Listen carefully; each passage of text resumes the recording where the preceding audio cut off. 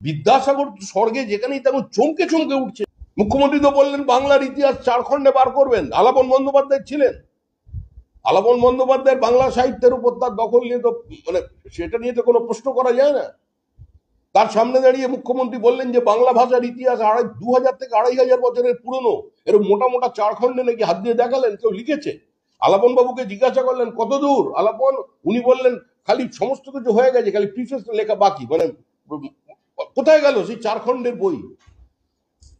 এই অসামান্য আবিষ্কার যে বিজ্ঞানীরা মানে ভাষাবিদরা করেছিলেন, 2500 বছরের পুরনো বাংলা ভাষা বাঙালিকে নতুন করে চিন্তা ভাবনা করতে হলো। মানে একদম বিদ্যাসাগর স্বর্গে যেখানেই তেমন চমকে চমকে উঠছে এদের আচরণ দেখে।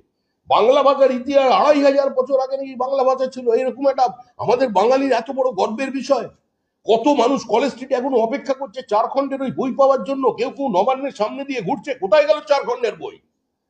সব বাঙালি হয়ে উঠেছে রাতারাতি। এত বড় বাংলা ভাষার প্রতি ভালোবাসা একদম চারিদিকে।